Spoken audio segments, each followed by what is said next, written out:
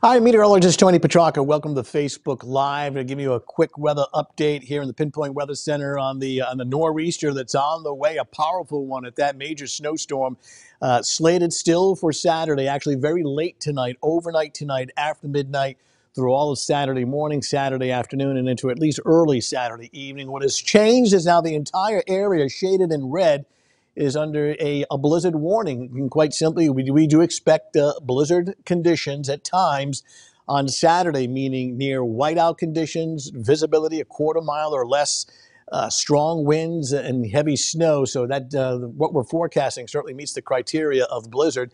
And that's the area shaded in red. It's all of Rhode Island, all of eastern Mass, and it does include southeastern Connecticut as well. Not just snow, but also strong wind as well. This will really ramp up by Saturday morning and Saturday afternoon. Along the coastline, gusts of 60 to 70 miles per hour. And then further inland, we're looking at gusts generally between about 45 and 60 miles per hour. It's going to be a very unusually cold snowstorm. So we're not talking about rain. It's going to be a very dry snow that's easy for the wind to kind of whip it back and forth into drifts. If there's one upside to a dry snow, that it doesn't really cling or adhere to as well, like power lines and tree limbs and things like that.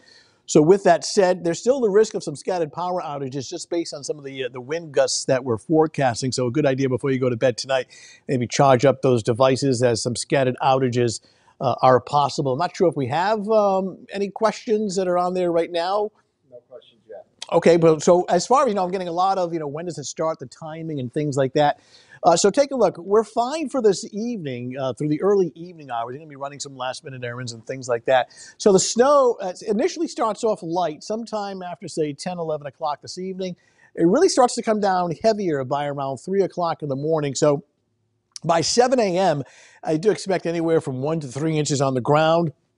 And that's when things are really starting to ramp up with the heaviest snow from mid-morning right on through the afternoon hours. Poor to at times, maybe even impossible travel for the amount of snow that we're predicting, the fact that there may be some whiteout conditions, strong wind gusts, and then the snow, the intensity of it, is diminishing later Saturday evening and especially by midnight on Saturday night. Sometimes you've heard of the term thunder snow, and sometimes we can get thunderstorms, thunder and lightning during snowstorms, and that's usually when we're dealing with a rapidly intensifying storm like we will with this particular one.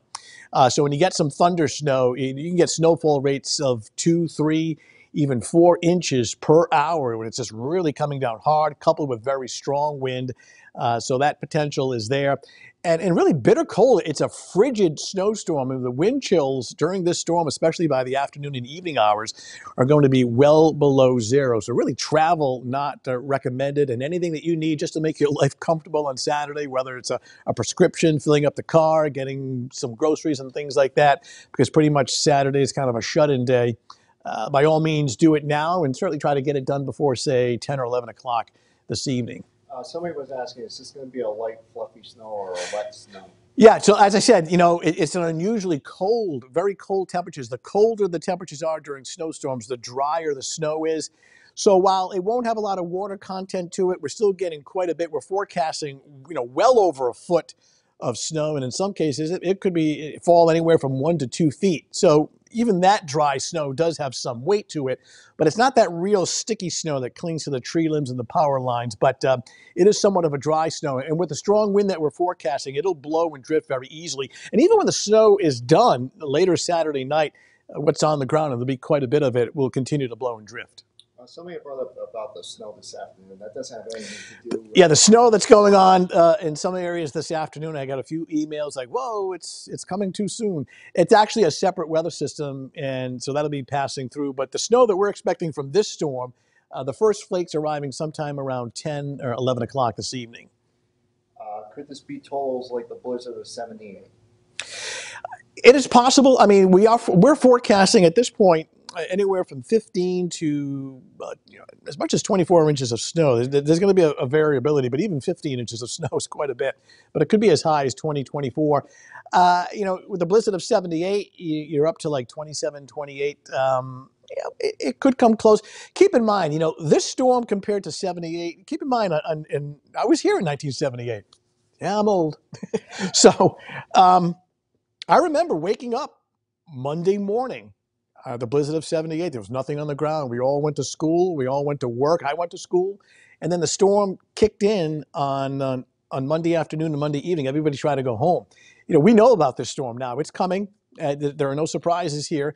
And this is a Saturday storm, which is a little easier to deal with than something on a Monday afternoon rush hour. So timing makes all the difference in the world. So we do have that to our advantage. And we don't really have the element of surprise. It was somewhat of an element of surprise with 78.